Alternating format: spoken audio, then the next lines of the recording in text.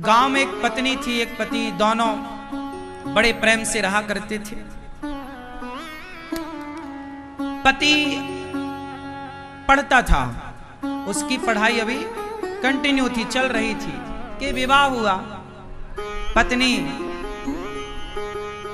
में बहुत आसक्त था, उसका पति बहुत सुंदर थी, बहुत अच्छी थी। एक दिन उसके कॉलेज से ऑफर आया कि आपकी आगे की पढ़ाई लंदन में होगी, आप चाहें तो यहाँ की गवर्नमेंट आपको पढ़ाने, आप अच्छे नंबर लाए हैं, आप योग्य हैं, तो आपको गवर्नमेंट अपनी तरफ से भेजेगी लंदन पढ़ने के लिए। जब ये प्रस्ताव आया, 3 साल के लिए लड़के को जाना था।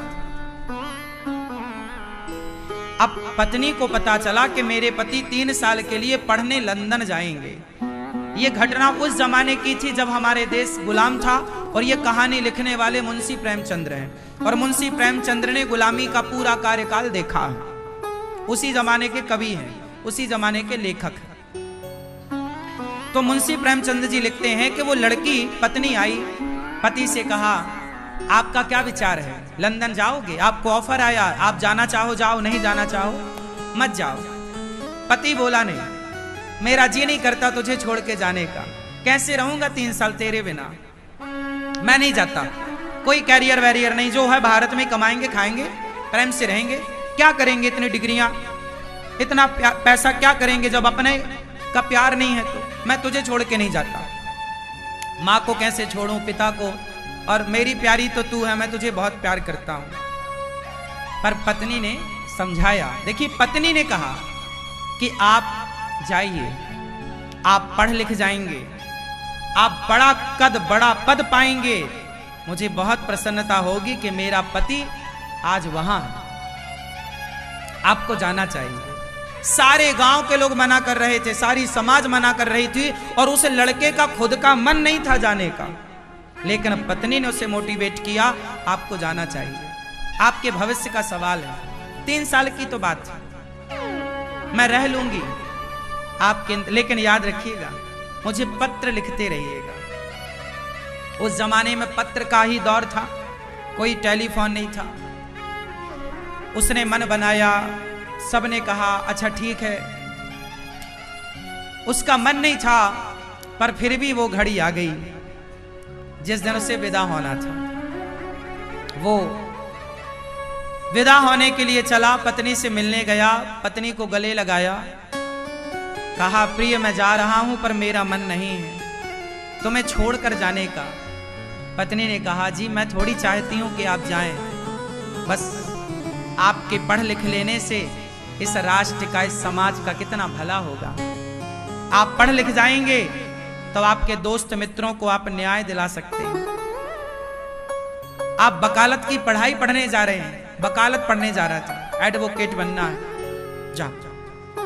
गले लगाया पत्नी ने, प्यार की बातें हुई, मुझे पत्र जरूर लिखते रहिएगा। पति ने कहा, प्रिय मैं तुम्हें छोड़कर जाना नहीं चाहता, पल पल तुम्हारी याद आएगी, कैसे रहूंगा तुम्हारे बिना। उसकी पत्नी को भी लगा कि मेरा पति कितना अच्छा है, मेरा कितना ख्याल रखता है। पति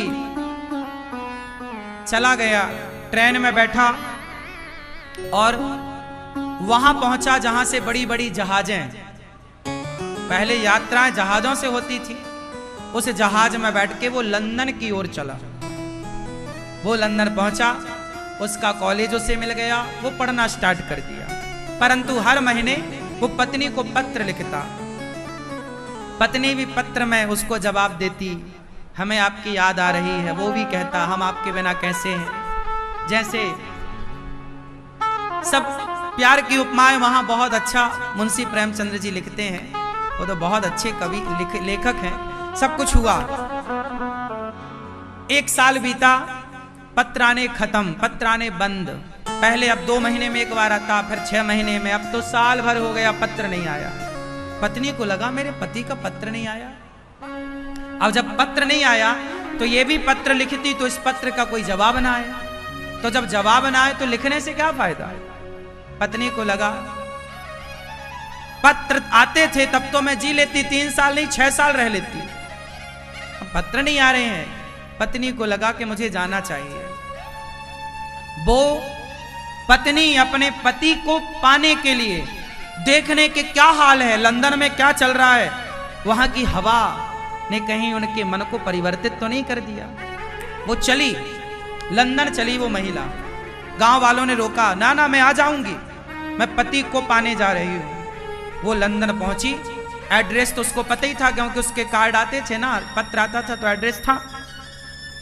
अब वो जैसे ही लंदन पहुंची तो वो जैसे ही पहुंची उस कॉलेज के सामने, क्योंकि उसे कॉलेज पता था मेरा पति इस कॉलेज में पढ़ रहा है। जैसे ही पहुंची तो उसने देखा कि उसका पति सामने से आ रहा था। उसे लगा गले से लगाऊं, लिपट जाऊं, लेकिन ध्यान से देखा तो उसके बगल में कोई स्त्री और थी, एक लड़की थी, और वो लड़की का हाथ पकड़े जा रहा था। उसने तो ध्यान नहीं दिया, पर इसने तो देखा। अब ये वहीं पर किराए का कोई घर लेके ना आसपास रहने लग गई और वॉच करने लग गई, देखने लग गई। उसको लगा मेरी आंखों ने धोखा देखा होगा, पर रोज उसी लड़की के संग आता, कॉलेज उसी के संग जाता। अब ये वहां लंदन में क्या करे, तो इसको सिलाई आती थी, तो इसने भारतीय ड्रेस बनाना स्टार्ट कर दिया कि भाई कुछ तो खाने को चाहिए ना, तो इसने सिलाई करनी शुरू कर दी। कुछ दिन के बाद वही लड़की जिससे उसके पति का इलू इलू था, वो लड़की आई और बोली, बहन वो अगले हफ्ते मेरा ब्याह है, तो तुम मेरा लहंगा बना दोगी क्या, भारतीय ड्रेस सिल दोगी क्या? हाँ हाँ क्यों नहीं, मैं सिल दूंगी। अच्छा ये जानती थी कि यही वो लड़की है जिससे मेरे पति का चक्कर है, पर ये बहुत धैर्यवान लड़की थी। इस लड़की ने कहा कि आपका ये जो पति है, शादी इसी से होने जा रही है। वो नाम बताया, हाँ हाँ सुभाष उसका नाम था, सुभाष से आपकी शादी हो रही है? हाँ हाँ बहुत इंटेलिजेंट है, मैं तो देखो कैसी हूँ, सांवली हूँ, वो बहुत गोरे हैं, सुंदर हैं। तो इसने कहा कि उन्होंने कुछ बताया नहीं क्या? अरे आज के लड़कों को परख लेना चाहिए, शादी वादी कर ली है पहले के नहीं। उस लड़की ने कहा, नहीं नहीं मेरा पति बहुत अच्छा है, बहुत अच्छा है, 7 दिन बाद मेरी शादी है, क्या तुम मुझे ये दोगी सिलकर? हाँ हाँ। अब बेचारी वो अपना मन लेके उसके पति की होने वाली पत्नी का लहंगा सिल रही है, सिल रही है। लो अब वो क्या कहे, आप ये बताओ वो क्या कहती? चलो वो खड़ी हो जाती, जी मैं तुम्हारी पत्नी हूं, ये कैसे कर सकते हो? चलो इससे क्या होता कि अपने पति को तो पा लेती, लेकिन पति के हाड़ मांस का करती क्या? दिल तो ना पाती ना, मन तो भटक ही गया था। कीमत इस शरीर की नहीं होती मेरी मां, ये शरीर कीमती नहीं है। इस शरीर में, इस दिल में, इस मन में आप रखते किसे हैं? अब मन तो दूसरी महिला में चला गया। शादी की घड़ी आई, उसने लहंगा सिल के दे दिया और शादी की उसने कहा, बहन मेरे ब्याह में जरूर आना। उस लड़की को पता नहीं कि इसके पति से मेरा ब्याह होने वाला। लो भैया ये शादी में गई और शादी में जाके देखा तो उसका पति बैठा मंडप पे, उस लड़की के संग उसकी भांवर पड़ रही है, फेरे पड़ रहे हैं, शादी वादी हो गई। जब शादी हुई, अब ये बताओ ये बोलती तो क्या बोलती, क्या बोलती? और बोलती भी तो चलो उसका पति शादी ना करता, लेकिन पता तो चल ही गया ना कि ये कितना चरित्रवान है और कितना ईमानदार है, कितना प्यारा है, कितना प्रेम करने वाला है। स्त्री को शरीर नहीं चाहिए आपका, पुरुष को शायद स्त्री का शरीर चाहिए, लेकिन स्त्रियों को पुरुषों का शरीर नहीं चाहिए, पुरुषों का मन चाहिए, पुरुषों का हृदय चाहिए। ये बात पुरुष लोग नहीं जान पाएंगे, लिख लो आप। इस बात को जानने के लिए बहुत टाइम लगेगा, प्रेम की गली में थोड़ा घुसना पड़ेगा। ये बात हम नहीं कह रहे हैं साहब, मुंशी प्रेमचंद्र जी लिख रहे हैं। वो लड़की अपने कमरे में आई, अच्छा जिसका ब्याह हुआ वो इसकी ना दोस्त बन गई, दोस्त फ्रेंड। तो उसने कहा मेरा लहंगा सिला है, चलो हमारा ब्याह हुआ है, वो भारत की एक लड़की है, चलो हम उसे लड्डू देकर आते हैं। तो वो अपने पति को लेकर उसके पास आई, दरवाजा खुलवाया इसने, दरवाजा जैसे ही खोला उसके पति के हाथ से लड्डू का डिब्बा गिर गया। अब वो क्या कहता, सामने पत्नी खड़ी है, उसने तो चोरी की ना, उसने तो विश्वासघात किया। अब वो क्या कहती, क्या कहता, वो लड्डू वड्डू सब गिर गए। उसकी पत्नी ने, दूसरी पत्नी ने पूछा डिब्बा कैसे गिर गया? तो इसने मुस्कुराते हुए कहा बहन नई नई शादी है ना, ऐसा झटका लगता रहेगा। आओ, अंदर बिठाया, चाय पिलाई। उसने नहीं बताया कि ये मेरे पति हैं।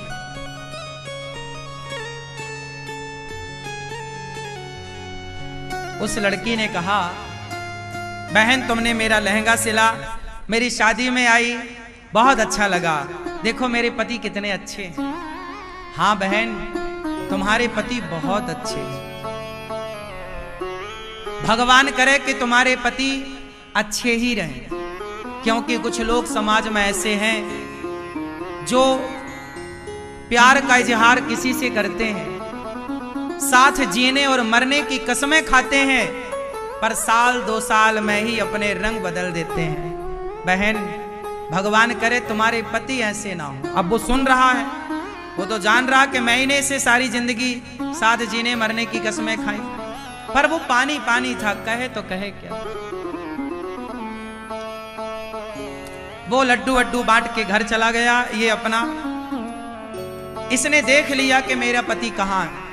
इसने दरवाजा बंद किया, किराए का घर था, किराया दिया, जिसका था दिया, और अपने किराएदार मालकिन को एक डिब्बी देती है, बहन वो मेरी सहेली आएगी कल, तो ये डिब्बी उसे देना और ये पत्र देना, और ये वापस भारत की ओर रवाना हो गई। क्या करती है? प्रेम क्या है? ये प्रेम इसका था कि इसने अपने पति से इतना प्यार किया कि उसकी खुशी में यदि तुम मेरे बिना खुश हो ना तो खुश रहो। ये प्यार है। प्यार त्याग मांगता है, त्याग। ये वापस, अच्छा उसका पति ना, उसे नींद ना आई, उसको लगा मेरी पत्नी कितनी अच्छी है कि मेरा पता लगाते वो भारत से लंदन आ गई, और देखो उसने मेरे बिना किसी और से आंखें ना मिलाई, और मैंने उसके बिना साल 2 साल में किसी और लड़की से प्यार करके शादी कर ली। उस आदमी ने सोचा कि ये जो लड़की है, ये जो मुझे लंदन में मिली है, क्या ये मेरे लिए इतना त्याग कर सकती है जितना मेरी भारत की उस पत्नी ने प्यार किया, त्याग किया। वापस आया कि चलो सॉरी बोलूंगा, माथा चरणों में रखूंगा, माफी मांगूंगा। वो दौड़ा दौड़ा रात को आया, पत्नी से बोला मैं आ रहा हूं, दौड़ा दौड़ा आया, पर वहां तो अब वो थी ही नहीं। मालिक ने कहा कि भैया ये कागज दिया है और ये कुछ डिब्बा है। उसने खोला तो शादी का जोड़ा जो उसने अपनी शादी में पहना था, अपनी शादी में जो उसने लाल शादी साड़ी वाड़ी पहनी होगी, वो सब जोड़ा रखा, सिंदूर की डिब्बी दी, और उसने लिखा अपनी सहेली को, मतलब उसकी पत्नी को, कि बहन तुम्हारी जोड़ी अमर रहे, और अब मेरी इच्छा है कि तुम्हारे ही शुभ हाथों से, तुम सुहागन हो, तुम पतिव्रता हो, तुम्हारे शुभ हाथों से ये सिंदूर, तुम ये शादी का जोड़ा एक नदी में, जलाशय में विसर्जित कर देना। क्यों? तुम्हारा घर बस गया, तुम्हारा जीवन सुखमय रहे, अब मेरे जीवन में इस सिंदूर का कोई काम नहीं है, इस शादी के जोड़े का कोई काम नहीं है। मेरे पति अब मुझे कभी ना मिल पाएंगे, मेरे पति से मेरी मुलाकात कभी ना हो पाएगी, तो मेरे इस सिंदूर को तुम विसर्जित कर दो। अब ये बात उसका पति पढ़ रहा है, पढ़ पढ़ के रो रहा है। रोता रोता याद कर रहा है। इसी के साथ मुंशी प्रेमचंद्र जी ने इस कहानी को पूरा किया। कहानी बस इतनी सी है। बस ये कहानी ये बता के चली गई कि स्त्रियां सारी जिंदगी गुजार देती हैं अपने पति की विधवा रहकर। इतिहास साक्षी है, स्त्रियां अपने पति की विधवा रहकर सारी जिंदगी गुजार देती हैं या नहीं? हाँ या ना? जोर से। लेकिन पत्नी मर जाए तो पति दूसरा विवाह कर लेता है। इससे पता चलता है कि पुरुषों का प्रेम शरीर से है, स्त्रियों का प्रेम आत्मा से है। इसलिए पुरुषों की अपेक्षा स्त्रियों का प्रेम ज्यादा पवित्र है, ज्यादा भारी है। मैं इस निर्णय पर पहुंचा हूं। आप इस निर्णय को, मेरे इस डिसीजन को आप गलत कह सकते हैं, मुझे दिक्कत नहीं, पर मैंने आज तक जो जाना, समाज में जो सीखा, वो ये सीखा कि स्त्रियों का प्रेम पुरुषों के प्रेम की अपेक्षा ज्यादा होता है, ज्यादा पवित्र होता है, ज्यादा भारी होता है। यदि पुरुषों का प्रेम भारी होता तो पुरुष 4 ब्याह ना करते। पुरुषों का प्यार ज्यादा भारी होता तो पुरुष 2 ब्याह ना करता। स्त्रियां 1 ब्याह करती हैं, मतलब वो एक से ही प्रेम करके सदा के लिए उससे संतुष्ट होकर प्रसन्न रहती हैं, और मर जाए तो उसी की विधवा रहती हैं। मरने के बाद भी दूसरे की तरफ आंख उठाकर नहीं देखती। ये बात सिद्ध करती है कि स्त्रियों का प्रेम पुरुषों की अपेक्षा कई गुना पवित्र है और कई गुना भारी है। क्या कहते हैं आप लोग? इसलिए मैं आप सबसे हाथ जोड़ विनती करता हूं कि अपनी पत्नियों का सम्मान किया करो, अपनी पत्नियों की इज्जत किया करो। पत्नी दौलत की भूखी नहीं होती, प्रेम की भूखी होती। प्रेम से पेड़ की छांव में बिठाल के कह दोगे कि ये आज से तुम्हारा घर है, तो वो पेड़ की छांव को अपना घर मान के तुम्हारे संग रह लेगी। इतना प्रेम। भगवान राम माता सीता के बालों में गजरा लगा रहे हैं, ये बात यहां से स्टार्ट हुई थी। तो भगवान राम फूलों का श्रृंगार कर रहे हैं, तो आप भी कभी अपनी पत्नी का ज्यादा सम्मान किया करो, पत्नी की ज्यादा इज्जत किया करो। हां, मेरा मानना कुछ अलग है साहब, क्या करूं? मैं माओ से ज्यादा प्यार करता हूं, माओ से। इसलिए ना ईश्वर ने मेरे खाते में 280 माएँ रखी हैं। गौरी गोपाल आश्रम में वृद्ध माताएं 280, और जो घर घर गांव गांव में जो मेरी वृद्ध माताएं जो कथा सुनती हैं और दास को अपना बेटा मानती हैं, ऐसी करोड़ों माओ का लाड़ प्यार में लूटता हूं और आशीर्वाद लेता हूं। तो मैं जानता हूं कि माँ की ममता क्या है। माँ होती है। माँ पूत कपूत सुने है परना, माता सुनी कुमाता, कुपुत्रो जायते क्वचिदपि कुमाता न भवति। माँ का प्यार और पत्नी का प्यार बहुत अंतर नहीं है इनके प्यार में, केवल दृष्टि का अंतर है। माँ का प्यार और पत्नी के प्यार में केवल दृष्टि का अंतर है, बाकी दोनों का प्यार पवित्र है। अब ये बहुत गहरी बातें हैं, समझाऊं तो घंटा लगे, इतना टाइम नहीं है हर चीज को।